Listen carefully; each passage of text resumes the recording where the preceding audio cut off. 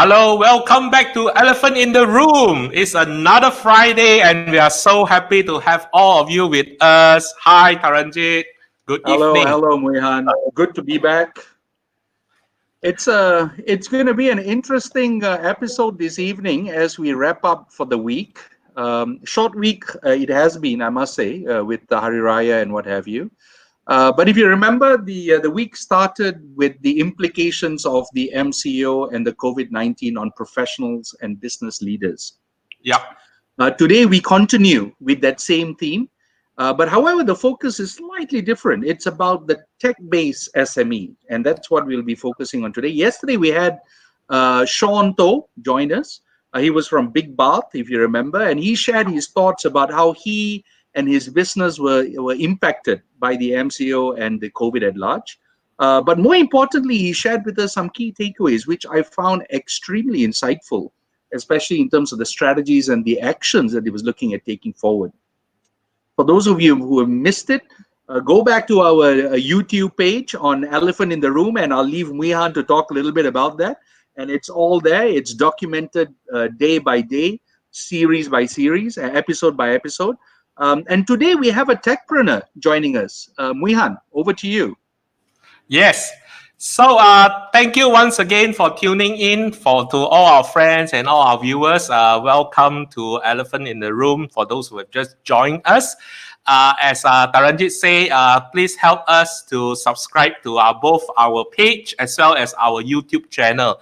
And if you can, please do a watch party to share it with your friends. You just go to the share button, click share, and there's a watch party function so that your connections and your friends and family on Facebook will get to watch this live stream as well. So if you can do that for us, we are really, really appreciative and grateful for it. So let's go to what it has store for us today. And as rightly pointed out by Taranjeet, we have the proud pleasure to host with us today Joachim Ooi from PhotoBook company. So if you are not familiar, so PhotoBook is one of the largest e-commerce in Southeast Asia that delivers personalized memories in memorable memories in a personalized album, and they are very, very good at what they do throughout Southeast Asia. And Joachim is actually the talent and culture manager for PhotoBook Malaysia. And want to give you some of his background. He graduated as a software engineer, but he enrolled himself into the HR world, from talent acquisition to employer branding to culture building. In a way that he has also worked in various companies, from the tech startup to digital advertising agencies to multinationals, and now it is with PhotoBook, which is an e-commerce digitalized photo printing company, right? So Joachim has more than 10 years of people management under his belt, and he is a strong believer of talent management, and talent to him is the core and asset of every company. So he's very, very driven to help people to find their inner voice. And I've known Joachim from the HR community. He's always engaging and welcoming.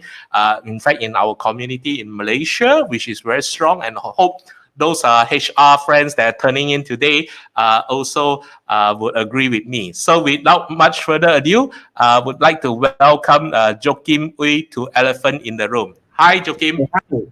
Hello. Thank you, Muihan, and hello, Taranjeet, and Selamat Hari Raya to all our Muslim viewers. Excellent. Thank you, Joachim. So welcome once again, Joachim. And let me start it off. As always, it's always good to hear a little bit about yourself and your business in order for us to set the context before we move on to something a bit more deeper. So quickly, describe for us the business landscape that you are involved in within the PhotoBook Worldwide group as a whole. What is it that we do, and how is it that we're going to business in this regard? Sure. All right. So I probably start off with a few different angles. I think number one is that, I will probably speak on the personal perspective, how that has somehow impacted me, right? So 2 points here. I think number one is that a social butterfly like myself, I think I'll probably need to get used to a newer form of social connection. I'm someone who's naturally, a firm believer of giving a firm handshake.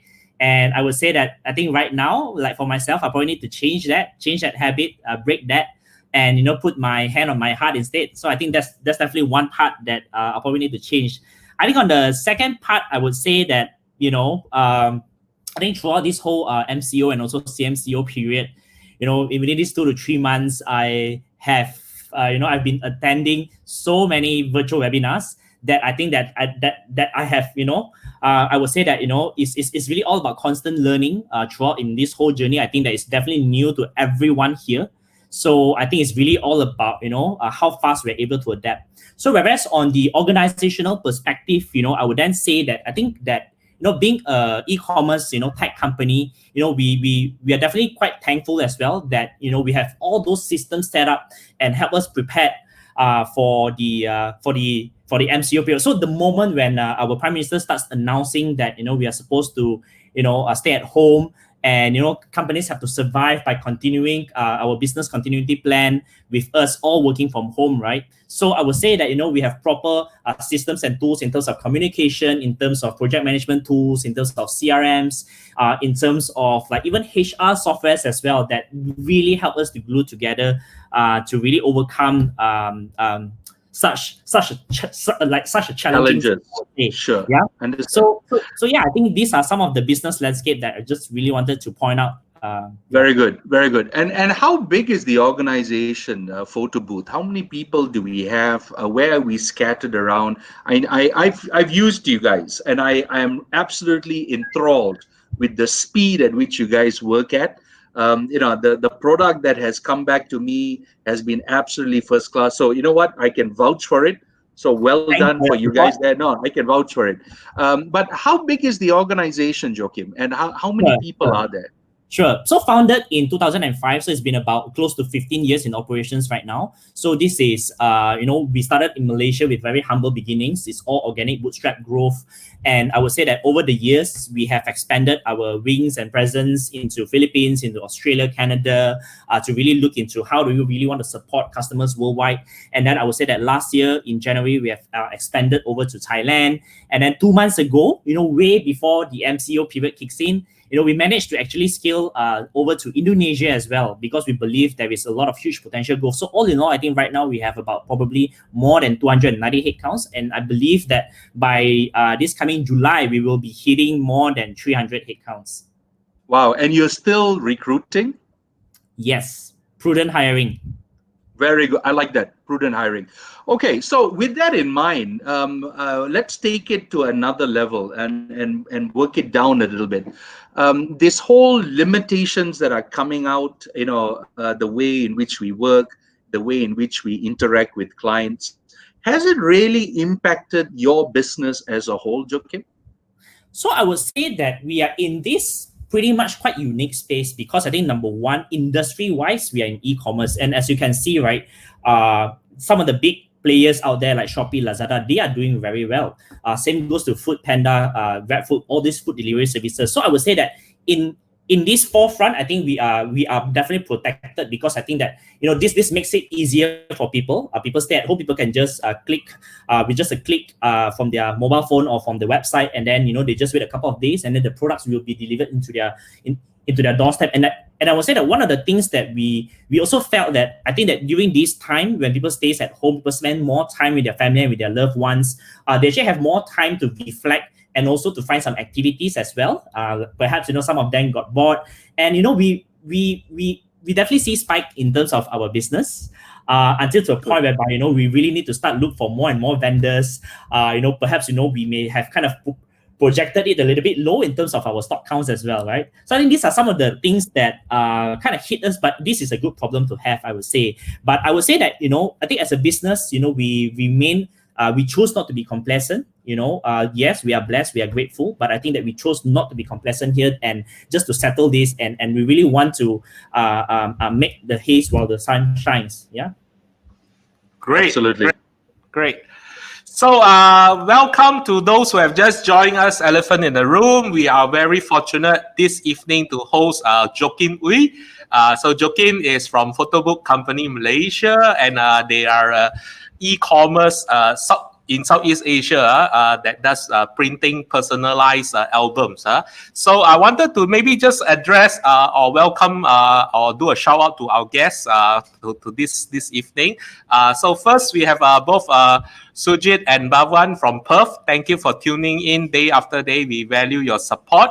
My good friend KJ Ko, thanks bro for tuning in. We also have Mr. Chong Sulim. Thanks Sulim, thanks for your support. And Dr. Buxton, thank you. Welcome to Elephant in the Room.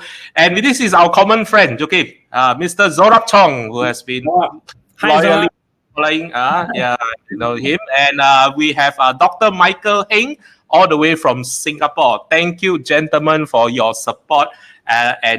So I wanted to just ask or do look at it slightly deeper, since we've been hearing all good news from you. Maybe also try to break the elephant in the room to say that, are there any limitations given the current situations to your organization? If it's not the business, how about the people side, or as well as any other things that you want to share? Sure. What would they be, and how have you all mitigated or managed it along the way? Sure. So I would say that I think one of the things that we look at in order for us to really continue our business is that I think we look into a strategy where we look into cost savings initiatives. Because I would say that, we look into all the operational costs that we will usually normally churn out month on month. So I think we look at it from that point of view, and we try to tweak, and we try to kind of like I think, to simply put, we try to cut the cost of all those things, because I think that all these savings that we get, right, it will definitely help and benefit the company in the long run. So I think this is definitely one thing that we look at very seriously. And then I think that the second part is also that we are also kind of like really more open into perhaps start asking ourselves, should we then be look into all our hirings in terms of full-timers, right? Are we ready? And will we ever be ready to take in more gig workers? Actually, in fact, we have actually tested this out, and we are trying to test it in a very small scale first, to really see whether or not that is really going to help us to scale further. So on that aspect, I understand even pre-MCO, you all already have instituted some sort of ratio of people working from home, is it? And moving from MCO and CMCO is only fully work-based. So how's that arrangement coming along, and what is the future looks like? Sure. So I would say that I think that because of what's happening around the world and really across all our neighboring countries, right, we kind of acted probably about 1 or 2 weeks earlier, right, by splitting ourselves into a team A, team B, split weekly rotation arrangement for us to really test it out in terms of, let's say, how is everyone working from home? Are you getting the right internet and really good internet connectivity? How about VPN access? How about security? How about distractions, right? How are you managing and how are you juggling between life and between work at home, right? Because you are going to juggle so many different hats while you're at home. And I would say the moment when MCO kicks in, we have already tested this out, and it's make things very much easier for all of us to be 100% on board virtually at home. So I think moving forward, I would say that we kind of foresee it to be a little bit more hybrid blending in such a way whereby we will still continue to emphasize the safety of our staffs as one of our utmost priority. That means to say that if they are the ones that perhaps taking public transport to work, right, we would probably just hear that out and until to a point whereby they feel comfortable, then we welcome them back. But for us, I think we are looking at reopening our office on this coming Monday. In fact, we have done all the things necessary to prepare them to really ensure that we have got all the safety support, right, that even if they do step their foot into the office, they will feel safe and they will feel secure, so that we take that out from their mind and they can just focus on their work. I love it. I truly love it. And that's where engagement comes into play, focusing on the stuff that matters, but yet keeping into account the well-being and that level of contentment, so that you take it off the table. I really like the way you're doing this. We have a question here from Dr. Mike. Dr. Dr. Michael Heng from Singapore, a very keen follower of ours, and thanks for that, Doc. And he raises this question: what skill sets do you look for as a best fit for your company? Now, you're a tech company, but to be fair as well, there's a lot of people-related stuff as well. So, what's the skill set here, Joachim?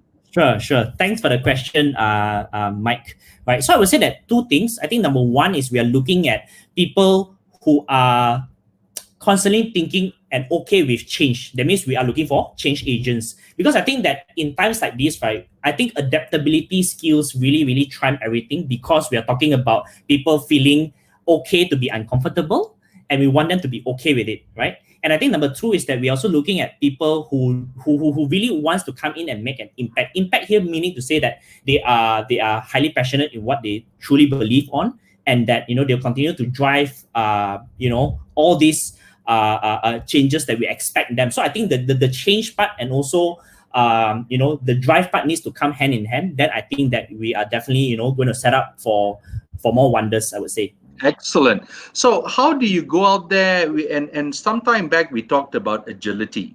This was about 3-4 weeks ago.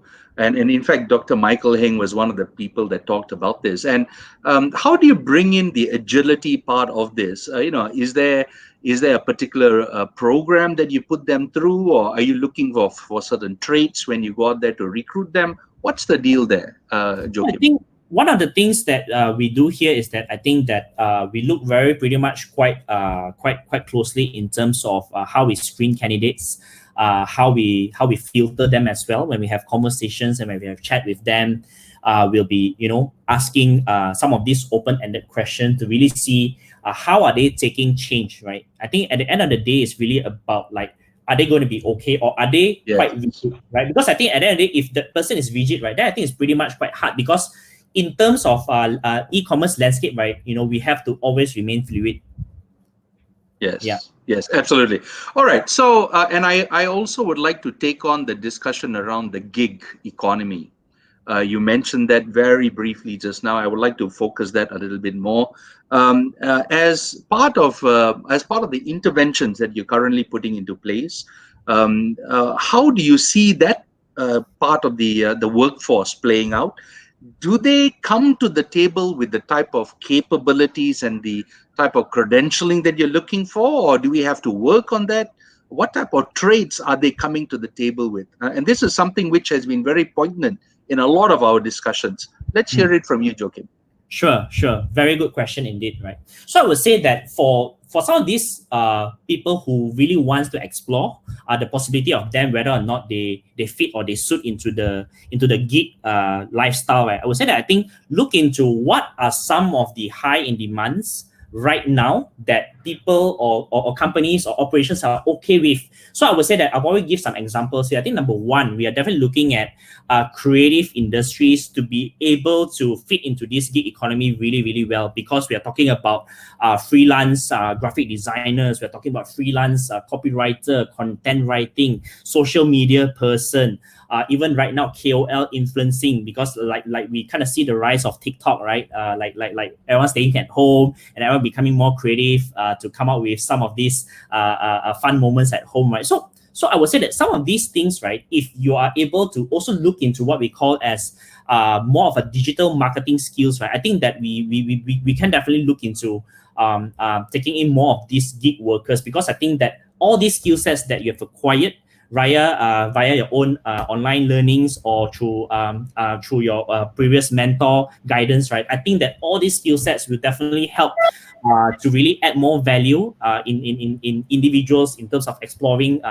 for all these kind of possibilities in terms of gig. That means to say that they still want a job at home, but they do not want to tie to any sort of company. That means to say that they can take in company A's task, they can take in company B's project, they can take in company C's kind of a short-term kind of mission, right? So that is definitely, I would say that if you're in that line, right, you're definitely in a very good shape. Cool. Yeah. Cool. I really like that perspective, and I think it is also because we've been touching gig economy for the last few weeks here and there anyway. even for graduates, one of the advice that we give them is to indulge in gig economy so that you got a backup plan or you are a plan B, to supplement your income, and as well as if you need to change career for whatever reason, there is some options, right? I got a very good question here from Zorab, but before I come to Zorab's question, I wanted to maybe just take, because I'm cognizant of time, although we still got some time, but I wanted to talk about this initiative that you've been doing for the last, I think, 2.5 weeks, or not 3 weeks, called the talent community, talent support community, right? So maybe you can just share briefly what it is, and I also may want to screen share your listing of employers offering jobs so that our viewers can get this, and we will share the link later so that they also can take part in it. So it's all you. Go ahead. Thank you for doing that, Muihan. So I think just to give everyone a little bit of history and background, right? I would say that probably about a month ago, out of just a pretty much a casual conversation with me and another HR leader. His name is Sunil. He's also quite famous in the HR industry. And we really talk about in terms of what is really happening, right? In terms of, yes, everyone is facing like a health crisis, and then now turn into an economic crisis. And on a daily basis and on a weekly basis, I've been having conversations with my connections, with my friends, with my ex-colleagues, with my ex-team. And, pretty much quite unfortunate news that they have all either have to endure, some of them have to endure pay cuts, some of them even lose their jobs through layoffs. And even some, business owners that I know, they even cease their operations as well. So I would say that, I can either sit down here and do nothing about it, or, I can kind of, and kind of like think about, an idea whereby we can show a little bit more proactivity here by creating what we call as this support community, right, whereby we can just reach and link employers who are still hiring right now, because a lot of companies have cut down on their hiring or they have freezed their hiring. So that means this bucket remains pretty small. So I think it's very important for us to actively going out there, engage with recruiters and HR, or even external recruiters as well, right? Which company that are still hiring, and also the list of people who have been impacted by this. So we kind of merge them together, and the beauty part is that it's all FOC, it's free of charge. So that means to say that they can take these conversations forward directly. And I think it'll be good from the opportunity seekers perspective, because they can increase their network by meeting more HR or more people who could provide them possibly a new home.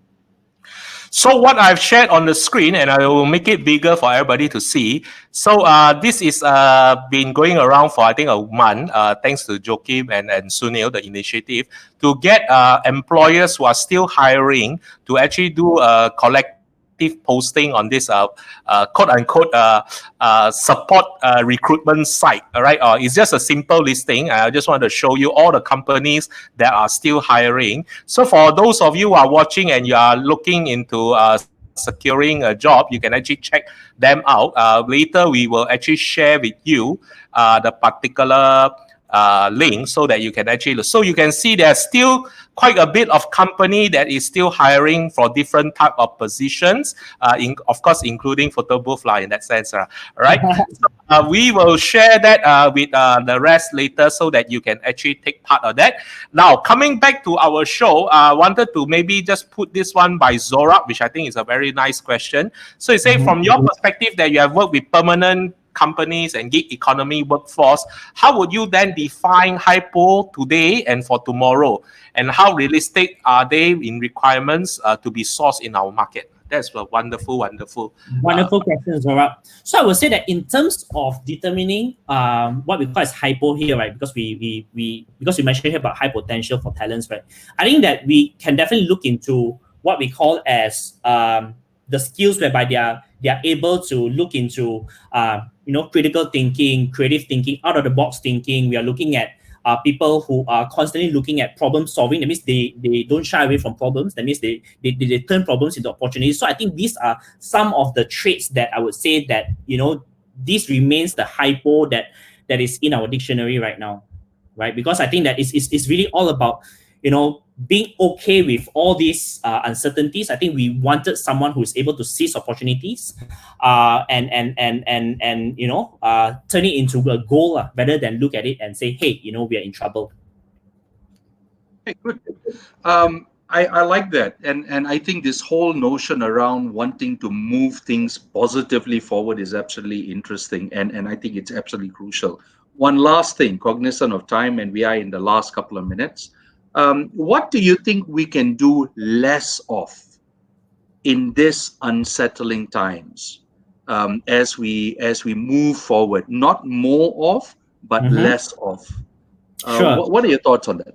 Sure. I think a little bit of reflection here. I think I would say that perhaps a message to all the leaders out there, right? I would say that I think that all this while and all these years we have been really constantly, meeting face to face, engaged with our teams, face to face as well. And I think that suddenly there's a sudden shift into people all suddenly working from home virtually. We are not even seeing them, right? So I think the less of part, right, is that less of micromanaging, right, and really learn to really build that whole trust, even though your team member may be new, even though perhaps during the face to face, that means pre MCO that time, right? Perhaps they are only just an average performers, right? But try to constantly engage with them and less of micromanaging. And I think that the beauty part is that I think we are seeing less micromanaging, bigger results at home. Yeah. Good. Very nice. I like that. So we are hitting the end. Muihan, back to you, bud. Yeah, so thank you so much, Joachim. I wish we can host you longer and chat further. There's so much good insights that we gather this evening, and we really thank you on behalf of ourselves as well as the audience. We really enjoy the conversation, and probably if we do get to do the show in the future, maybe a few months time or a few years time, don't know. We would definitely like to host you again. That's for sure in that sense. So maybe before we leave, maybe any final words for our audience, Joachim? I would say that I think that I just really wanted, everyone to know that, we are definitely in this together, and it's okay sometimes to have a little bit of anxiety, but then I think that, I always believe that all these things, right, there is always a silver lining behind, and that, we can definitely come stronger. But how I foresee the future is that I think that a lot of things are going to change from the people perspective, but because in view of the time, I don't think I can share much. But I definitely see a lot of things changing, and perhaps I can share a little bit more of my ideas, maybe perhaps over the comment section or something. Great. I like the way he sneaked it in, Muihan. So we need to bring him back on in another week or two. I love the way he sneaked it in. Excellent. Excellent. What a sneaky bugger. I like it. I really like it. Thank you, Joachim. Thank you. Thank you. No, absolutely brilliant. So very quickly, let's do a quick recap here. I think it's very clear, especially from a tech outfit like PhotoBook, technology, and we've been hearing this all the way. Technology is indeed the way forward. However, it needs to be tapered off with some level of human touch in that regard. We are seeing this very clearly here. The whole notion around wanting to be agile is coming over and over again. The whole notion of being comfortable with uncertainty is clearly a trait that we are seeing coming in over and over again. And lastly, the resilience, the ability and the fortitude to want to make this change in a positive fashion. And that's absolutely clear, just hearing what Joachim has stated. I think the notion around keeping an eye out on the financial dial is equally important. And bootstrapping earlier up, does make a difference, because you are in tune with that right at the beginning. So when the money does come in, that bootstrapping thought process is still there. I truly enjoyed this discussion. I love the level of enthusiasm and energy that Joachim has brought to the table. Muihan? Yes, so we have come to the end of the show, and my parting words is, as we are saying, one of the reasons that I wanted to bring Joachim on is also to help to promote the talent support community project, which I think was brilliant. And if you start looking at it and you start asking around, actually there's still a lot of companies that is hiring. It may not be as sexy as what it used to be before MCO, but nevertheless, we know that there are many people are also being retrenched or let go of jobs. So if you can actually help us to share that listing with them, so that they can also find some opportunities if the right skill set and experience match. That's one. Number two is we will also then later on also put down the link for employers out there. If you do have a vacancy and you are looking to hire, all right, you can also subscribe to this listing, which is totally free of charge. It's not a recruitment agency that takes a cut of your whatever hiring process, but it's really an initiative to help. And I think this where the spirit of hashtag kita jaga kita comes along so nicely, and I really admire the Malaysian spirit, especially in our community. So I hope that we can actually help to further enhance the visibility, the awareness, and the publicity of this great initiative by our friend. So with that, we have come to the end, and thank you so much again for all of you who tuned in. We also wish you a happy or great weekend ahead. Hope to see you all again on Monday at 6 o'clock. So from us, thank you very much, and bye-bye. Thank you. Bye-bye.